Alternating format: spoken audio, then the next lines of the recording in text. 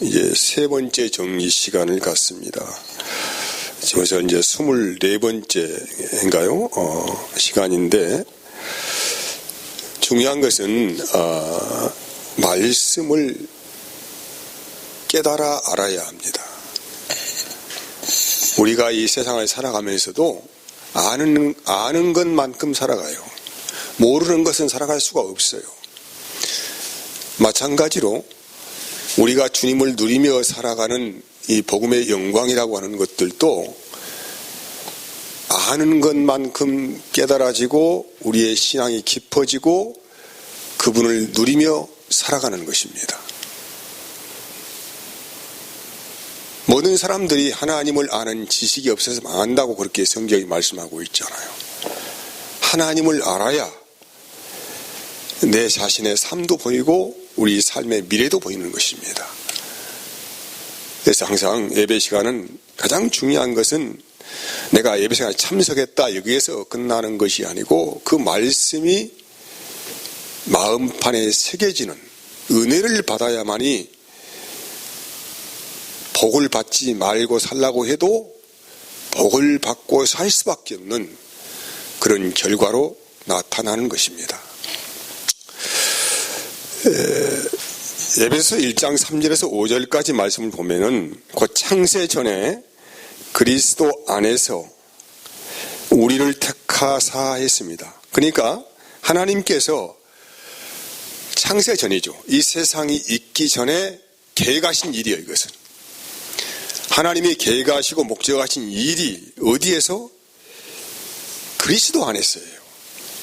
이 그리스도 안에란 말은 엄청난 비밀들이 많이 들어있는데 그 지금 뭐 다 설명하려면 어렵고 많은 시간들이 할애가 됩니다. 제가 이렇게 장하게 지금 뭐 율법의 완성에 이르는 길이라는 제목으로 24번째까지 왔는데 간단히 이렇게 된다라고 설명하면 되는데 왜 이렇게 하나님 말씀을 일일이 살펴가고 또 표현해주고 하느냐 하면은 여러분이 알아듣도록 하기 위해서 뭐든지 기초가 단단히 세워져야만이 이제 그 위에 무슨 집을 지어도 잘 지어지는데 기초가 서 있지 않는 상태에서는 그냥 흘러가는 말씀이 되는 거예요.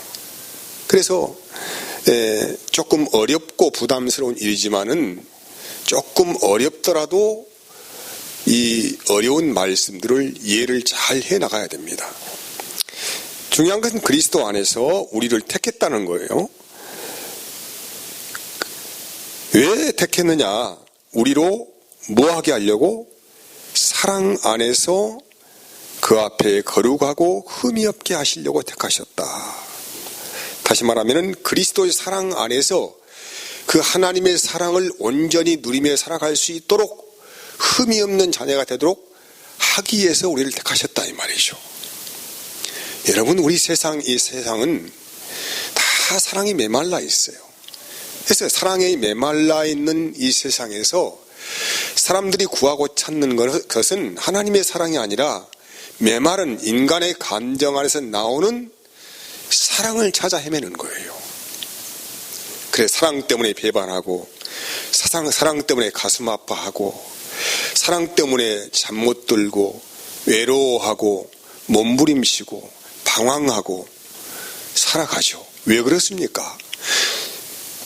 인간의 사랑은 거짓 사랑이고 철저하게 자기 자만 생각하는 사랑이기 때문에 이것은 하나님이 원하는 사랑이 아니란 말이에요. 우리는 그 사랑에 속고 살고 사랑의 배반자가 되어지고 사랑 때문에 많은 가슴앓이를 앓고 살아갑니다. 그래서 그 사랑의 원천이시고 공급자이시고 영원한 생명의 소유자이신 하나님을 만나야만이 비로소 사랑이란 단어가 무엇인지를 알게 돼요. 알게 되면 그 순간에 내가 현재 인간의 감정 안에서 행하고 살아가는 모든 것들이 거짓 사랑인 것을 알게 되죠.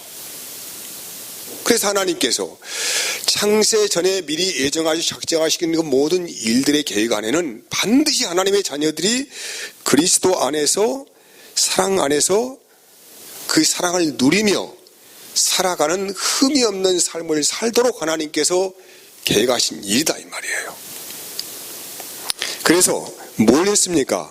그 기쁘신 뜻대로 우리를 애정하사 예수 그리스도로 말미암아 자기 아들들이 되게 하셨으니. 자녀들을 키우시는 분들은 아시겠지만은 진정한 아들, 자기 자녀들이 누리는 행복은 사랑입니다. 그래서 자녀들이 결혼할 때 당부하는 게 뭡니까? 가장 중요하게 생각하는 말, 너희 부부가 사랑하고 살아라. 검은 머리가 팥 뿌리도록 되도록 사랑하고 살아라. 변하지 말아라. 이런 당부를 하잖아요.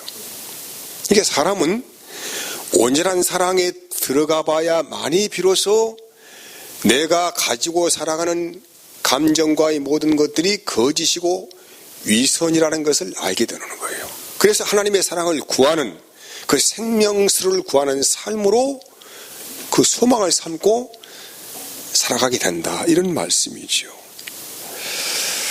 그래서 이 말씀은 또 굉장한 말씀이 담겨 있어요. 창세 전에 그리스도 안에서 우리를 택했다고 하는 거예요.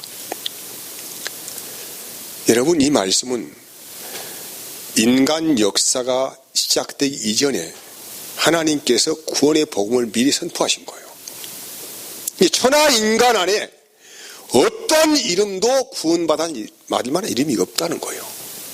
오직 죄인들이 구원받을 만한 이름, 그 이름을 주셨는데, 그 이름은 이미 인간의 역사가 시작되기 이전에 하나님께서 가르쳐 주신 이름이에요. 그래서 창세전에 그리스도 안에서예요. 영원한 복음이에요, 이것이. 그 누구도 핑계할 수가 없어요. 나는 이 복음을 듣지 않았다. 아니에요. 우리 하나님께서 이 세상을 만들기 이전부터 이 복음을 선포하신 거예요. 모든 죄에 빠진 인생들은 반드시 그리스도 안에서 그의 이름으로 구원을 얻게 된다. 이 영원한 복음이죠. 나는 복음을 듣지 않았어요? 아니에요. 이미 언제부터 시작했어요, 이 복음은? 창세전부터. 그리스도 안에서 죄인들이 구원받을 만한 이름을 이미 선포하시고 이 세상을 창조하시고 인간 역사를 시작하시고 지금도 운행해 가시고, 그래서 그 영원 전부터 시작된 복음이 지금도 앞으로도 영원토록 지속되어지는 복음의 영광. 어디 안에서? 그리스도 예수 안에서. 할렐루야. 그래서 하나님께서 아담과 하와가 사탄의 미혹을 받아 타락했을 때에 당장 선포하신 복음이 어디예요? 창세기 15장 말씀이에요. 이걸 원시 복음이라고 해요.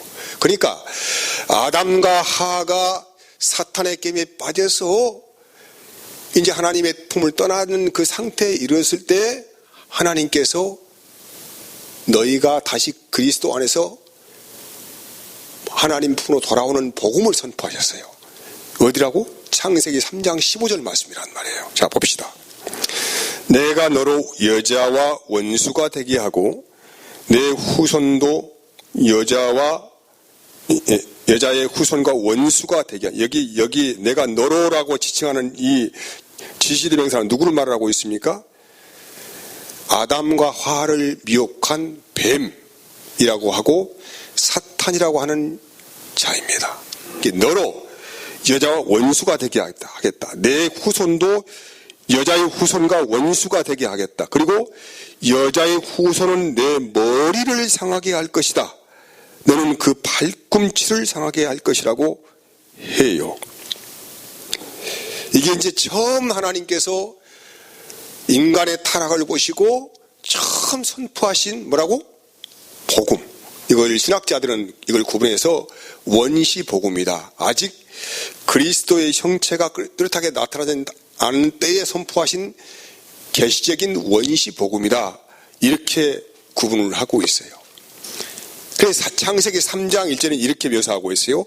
뱀은 여호와 하나님이 지으신 들짐승 중에 가장 간교하다고 해요. 뱀. 여러분, 사탄이 하나님의 자녀를 미혹하기 위해서 그 목적 달성을 하기 위해서 이용한 도구가 뱀이에요. 뱀. 뱀을 지목하여서 그 뱀의 습성과 성품을 비유하여서 사탄은 뱀이다 이렇게 말하는 거예요. 뱀이 사탄이란 말이 아니고 뱀은 여호와 하나님이 지으신 들짐승 중에 가장 간교하다. 간사하고 교활해. 이 성품이. 그러니까 이 뱀의 성품을 비유적으로 사탄이 하는 일을 지금 말씀하는 거예요. 이해하시겠어요? 네. 그래서 이제 뱀이 저주를 받잖아요. 인간을 깼기 때문에 창세기 3장 14절 이렇게 말씀하고 있어요. 여호와 하나님이 뱀에게 이르시되 내가 이렇게 하였으니 내가 모든 가축과 들의 모든 짐승보다 더욱 저주를 받아 배로 다니고 살아있는 동안 흙을 먹을지니라고 해요. 그러면 여러분 아신 분은 아시겠지만은 뱀이 정말 흙을 먹고 삽니까 안 삽니까? 여러분 네이버 한번 검색해 보세요. 뱀은 흙을 먹지 않아요. 뱀은 잡식성 동물이고 주로 육식을 먹습니다. 근데 뱀은 흙을 먹지 않아요. 여러분 그래서 이 말씀은 뭐냐면은 뱀에 먹이는 흙이고 뱀은 배로 땅을 기어다니는 동물이요. 그래서 이거 사탄이 이 하늘 영광을 떠나버린 인간의 저주란 말이 이것이 이제 인간은 하늘을 사는 거예요. 그래서 인간은 영혼을 가지고 있는 존재입니다.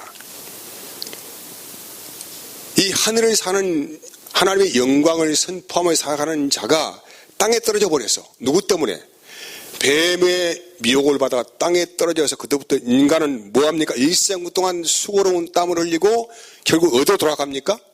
흙으로 돌아간다. 이렇게 성경이 말씀을 하고 있어요.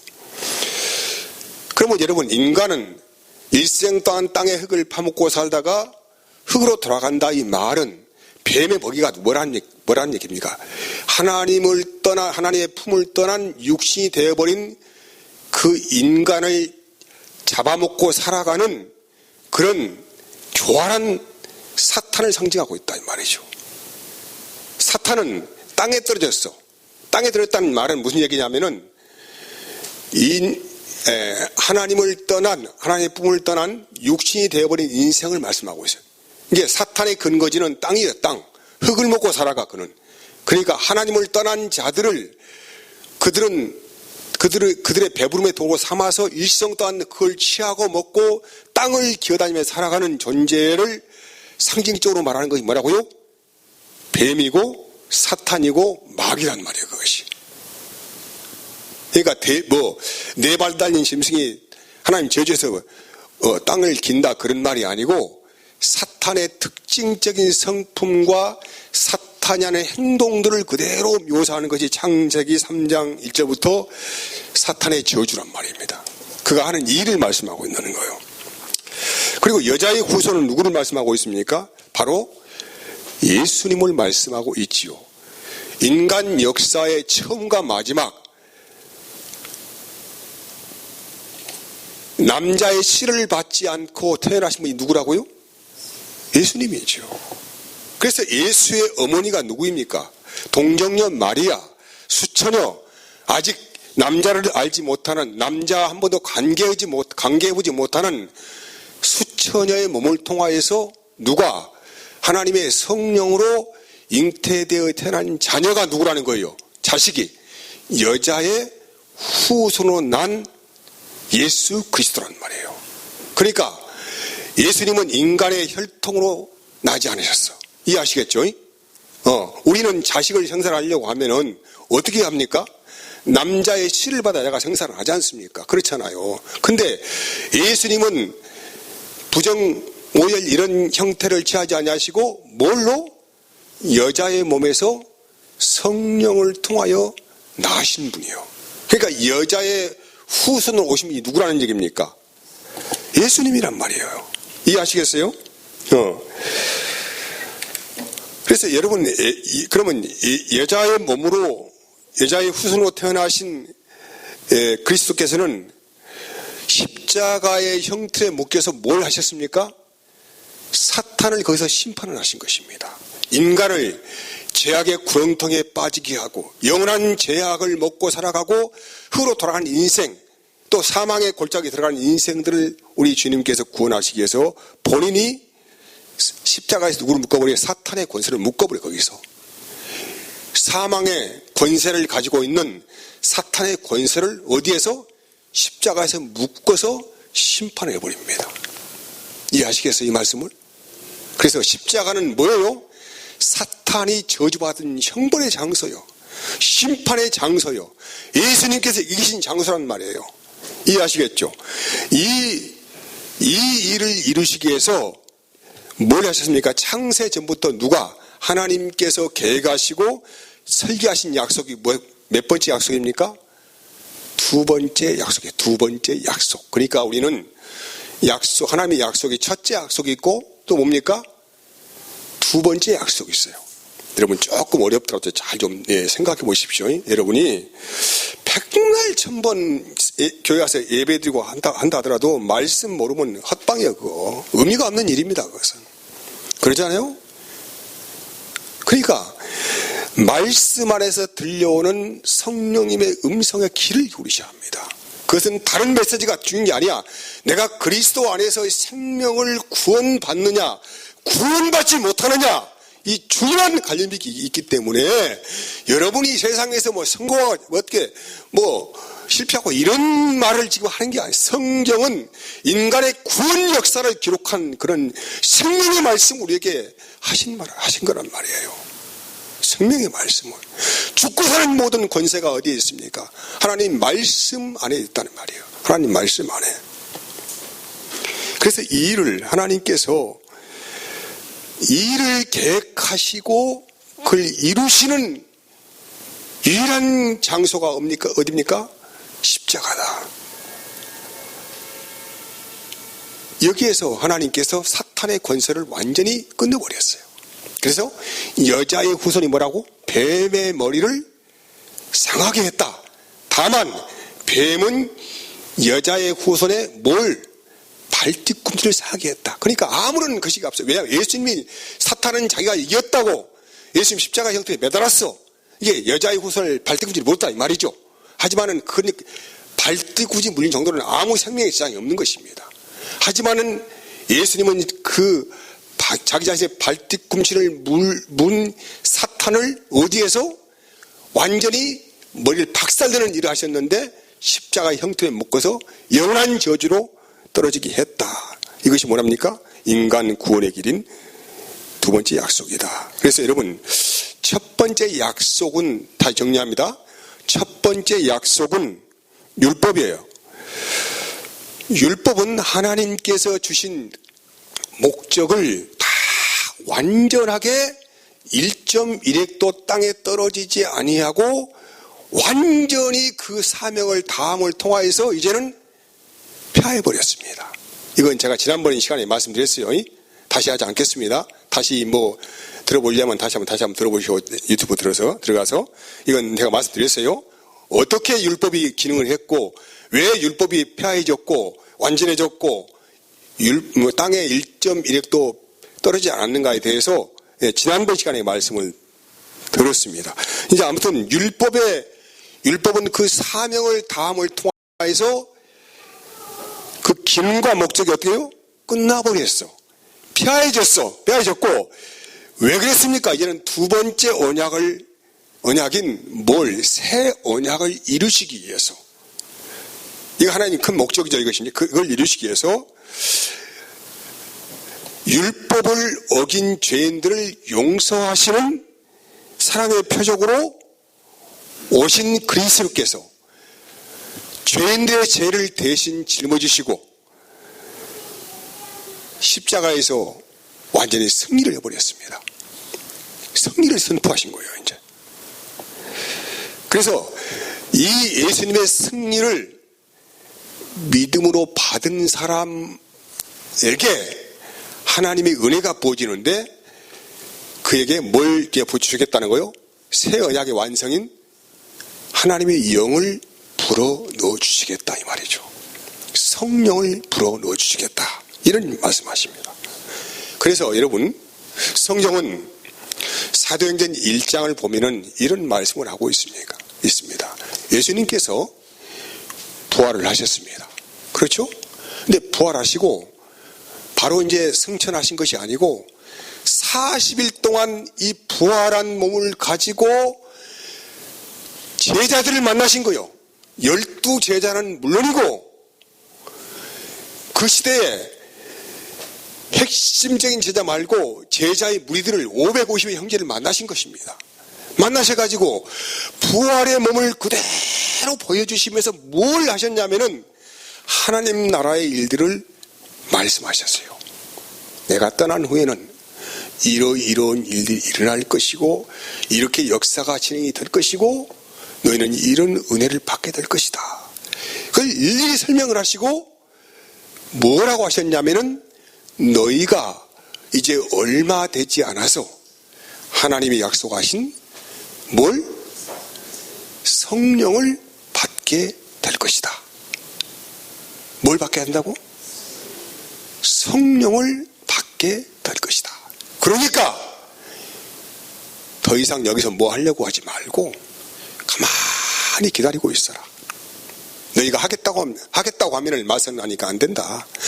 가만히 예루살렘을 떠나지 말고 여기에 기다리고 있으면은 내가 약속한 성령이 너희에게 어느 날 부어질 것이다.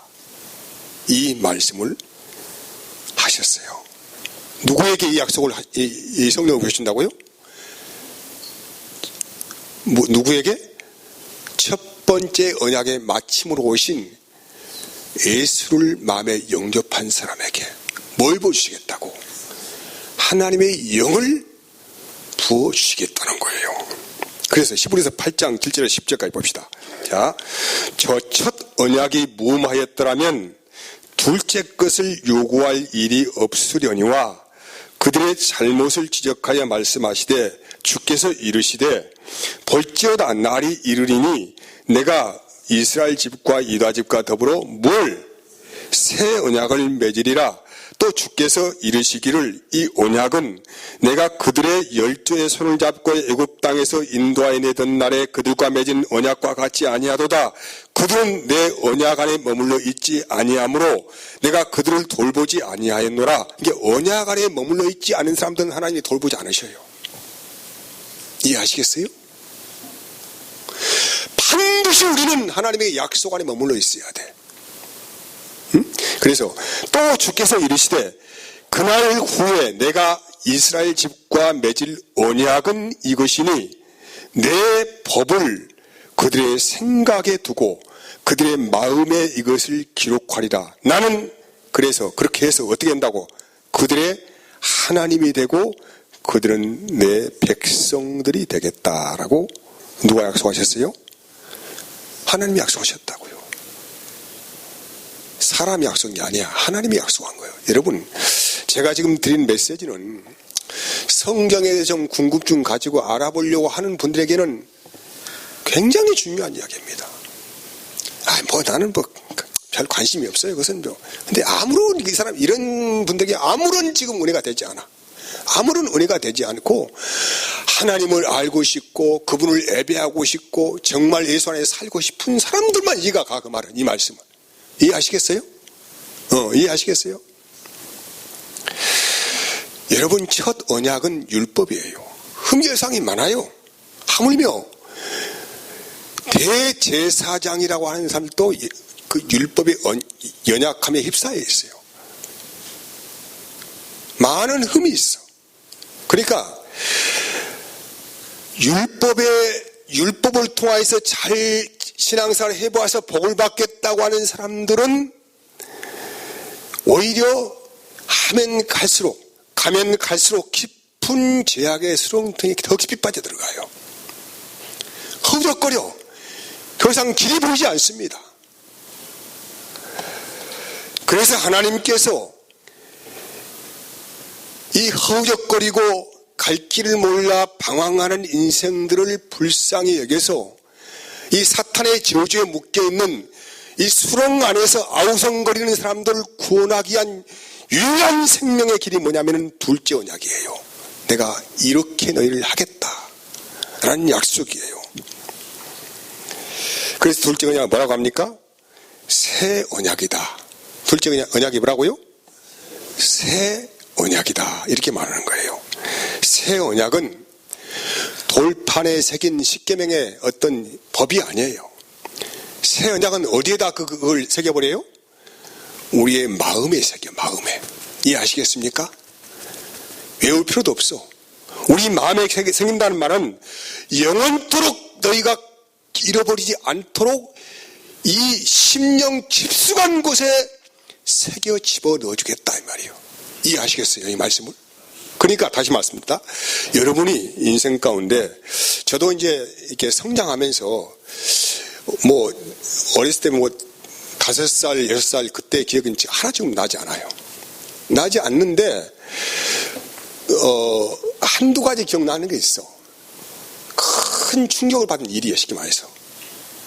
쉽게 다쳤거나 어떤 엄청난 일을 만났거나 이것은 기억이 나 지금도. 어렴풋이 기억이 나요. 그 아직 어린 내가 발달되지 않는 상태에 있을 때도 그 충격은 지금도 트라우마로 남아있어. 걔가. 이해하시겠죠? 마찬가지로 하나님께서 우리 마음에 하나님의 성령을 부어주시어서 영원토록 하나님의 전할 말씀을 새겨넣겠다는 말은 바로 십자가 사건을 말씀하고 있습니다. 이해하시겠어요 이제? 이 말씀을? 그러니까 십자가 사건은 단순한 사건이 아니에요. 영원히 사탄의 심판을 받고 하나님의 권세가 우리 인생 가운데 들어오는 대사건이기 때문에 영원히 우리 마음판에서 지워지지 않고 생각나게 하는 영원한 복음의 능력이에요. 이것이 내가 어떤 잘못과 어떤 지워진 늪에 빠져들었다 하더라도 이 복음의 능력 안에서 모든 자는 해방을 받습니다. 그리고 하나님의 사랑을 노래하고 그분을 즐거워하고 그분을 기뻐하고 살아갈 수 있는 유일한 생명의 능력을 우리의 심령 안에 그냥 주님이 잃어버리지 않도록 완전히 마음에 어떻게 해요? 새겨버려요. 새겨버려. 그래서 하나님 자녀들은 그 하나님의 은혜가 이 말씀에 새겨져, 이 심령 안에 새겨져 있기 때문에 다른 길을 갈 수가 없어요.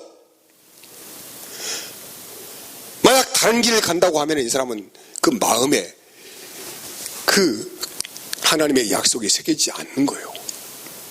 누가 이단에 빠졌다. 이 사람들은 지금 복음에 대한 능력이 상실된 아무것도 모르는 그냥 예배 자리에 나와서 말씀 듣고 나는 지금 교회 생활하고 신앙생활 한다 이 정도의 차원에 불과한 것이지 그 영원한 복음이 이 심령 안에 세워지지 않는 사람이다 이 말이죠. 그래서 요한복음 14장 18절 20절 보십시다. 내가 너희를 어떻게 고와 같이 버려두지 아니하고 너희에게로 오리라. 조금 있으면은 세상은 다시 나를 보지 못할 것이로되 너희는 나를 보리니 이는 내가 살아있고 너희도 살아있겠습니다. 그날에는 내가 아버지 안에, 그날이 어떤 날이에요? 우리 안에 성령이 오신 날이에요. 그날에는 우리가 알아 이제. 그날에는 내가 아버지 안에 있고, 내가 아버지 안에 있으니까 내가 하나님을 뭐라고 부릅니까? 아버지라고 불러요. 아버지, 진짜 아버지예요. 저도 지금 60대 중반을 달려가고 있지만은 나는 나의 아버지가 계세요. 내가 슬플 때, 외로울 때, 인생의 허무감을 느낄 때 나는 아버지의 이름을 부릅니다. 벼랑 앞에 섰을 때 나는 다른 이름이 없어요. 누가 나를 도울 수가 있겠습니까? 제 아내가 나를 도울 수가 있겠습니까? 어떤 친구가 나를 도울 수가 있겠습니까? 아니면 우리 자녀들이 하겠습니까? 아니에요. 그래서 하나님이 아버지가 없는 인생은 너무나도 처량하고 애로운 인생이라니까요. 오늘 말하잖아요. 고아와 같은 인생이라고. 그래서 내가 너희를 고아와 같이 버려두지 않겠다는 거예요. 내가 너의 아버지가 돼서 네가 이 아버지 안에 있는 것을 네가 볼 수가 있겠다. 너희가 내 안에, 내가 너희 안에 있는 것을 네가 알 수 있겠다, 이 말이죠. 이해하시겠습니까? 그래서 바로 이것을 보는 것이 뭐냐면 하나님의 영광이에요. 영광을 봤다는 거예요. 영광. 자, 요한복음 1장 14절 보면은, 말씀을 이제 조금만 더 합시다. 5분만. 말씀이 육신이 되어 우리 가운데 거하심에 우리가 그의 영광을 보니 아버지의 독생자의 영광이요 은혜와 진리가 충만하더라. 이게 예수님은 뭐예요? 아버지의 독생자의 영광이요. 아버지의 독생자라는 것은 유일한 아버지의 생명이라 이 말이에요. 아버지의 가슴 안에 있는 유일한 생명이요, 산 생명이 누구라고요? 독생자이신 예수 그리스도. 그분은 뭐예요? 독생자의 영광이요, 영광. 이게 하나님의 영광을 봤다는 건 뭘 봤다는 것입니까? 예수님을 봤다는 얘기죠. 예수님이 뭘 봤어요? 자, 요한복음 15장 8절. 너희가 열매를 많이 맺으면은 내 아버지께 영광을 받으실 것이요 너희는 내 제자가 되리라고 해요. 그러면 여기서 무슨 열매를 많이 맺도록 하시겠다는 것입니까? 9장 9절 12절까지 아버지께서 나를 사랑하신 것 같이 나도 너희를 사랑하였으니 나의 사랑 안에 거하라. 다시 말하면은 우리가 그리스도 안에 거한다는 얘기는 어디 안에? 주님의 사랑 안에 산다 이 말이에요. 여러분, 하나님의 사랑만이 내 상처를 치유한다니까요. 옆에 있는 여러분은 어느 누구가 여러분의 상처를 치유하지 않아요. 어떤 대단한 상담자가 여러분을 치유할 수가 없어요. 그 하나님의 사랑, 주님의 사랑에 거하는 사람만이 세상의 사탄에게 물린 상처의 모든 것이 회복됩니다. 사탄은 지금도 우는 사자와 같이 삼킬 자를 삼키려고 동분서주해 가면서 여러분의 영혼을 오락질해가는 그런 아주 악한 영물입니다. 그래서 아버지의 사랑 안에 거하지 못하면 우리는 사탄의 놀개가 되는 거예요. 그래서 10절 보면은 내가 아버지의 계명을 지켜 그의 사랑 안에 거하는 것 같이 너희도 내 계명을 지키면 내 사랑 안에 거하리라. 십계명이 아닙니다. 아버지의 계명이에요. 아버지의 계명은 아버지의 사랑 안에 거하게 하는 것이 아버지의 계명입니다. 내가 이것을 너에게 이루면 내 기쁨이 너희 안에 충만하게 하리라. 요한복음 16장 13절 14절. 그러나 진리의 성령이 오시면 그가 너희를 모든 진리 가운데 인도하겠다. 그가 스스로 말하지 않고 어떻게 오직 들은 것을 말하며 장래일을 너에게 알리시리라. 그가 내 영광을, 누구의 영광을? 예수의 영광을 나타내는 분이 누구라고요? 성령이시다. 그리고 요한복음 17장 22절 24절. 내게 주신 영광을 내가 그들에게 주었으니 무슨 영광입니까? 예수님이 아버지의 사랑 안에서 마음껏 사랑 안에서 호흡하고 교제한 이 영광을 자녀들에게도 어떻게 해요? 누리며 살아갈 수 있도록 하겠다 이 말이에요. 이해하시겠어요? 아니 여러분 이해하시겠어요? 이 말씀을 지금? 응? 예수님만 그렇게 산 것이 아니고 예수님께서 그 성부 하나님과 누렸던 그 놀라운 그 교제와 영광 안에 살았던 그 모든 것을 누구에게도 자녀들에게도 주어서 그대로 누리며 살도록 하겠다 이 말이에요. 이 말이죠. 그래서 내게 주신 영광을 내가 그들에게 주었사오니 이는 우리가 하나가 된 것 같이 그들도 하나가 되게 합니다. 부부가 왜 이혼을 합니까? 무엇 때문에 이혼을 해요? 자기 사랑, 인간의 육신적인 사랑 안에 이혼하고 하나님의 사랑 안에 들어가야만이 이혼이 안 돼. 이해하시겠습니까? 왜? 인간의 사랑은 너무나도 이기적인 사랑이에요. 자기만 알아요. 자기만 알아. 어디에 희생이 있습니까, 여러분? 어디에 희생이 있어요? 없어요. 그러니까 하나님의 사랑 안에 들어가 살아가는 것 이상의 하나님이 기뻐할 일이 있겠습니까? 이것이 영광 받으실 일이요. 그래서 곧 내가 그들 안에 있고 아버지께 내 안에 계시 그들을 온전함을 이루어 하나가 되게 하려 함은 아버지께 나를 보내신 것과 또 나를 사랑하신 같이 그들로 사랑하신 것을 내 상으로 알게 하려 하시며 아버지여 내게 주신 자도 나 있는 곳에 나와 함께 있어 아버지께서 창세전부터 나를 사랑하심으로 내게 주신 그 영광을 언제부터? 창세전부터 하나님과 예수님은 아주 그냥 뭐라고 해야 될까 안고 갔더라. 아니 그것도 그런다죠. 아무튼 깨가 아니 그것도 그래야죠. 아무튼 이 뭐라고 설명해야 될까 내가 이거 어떻게 설명해야 되겠습니까? 속이 시원하겠습니까?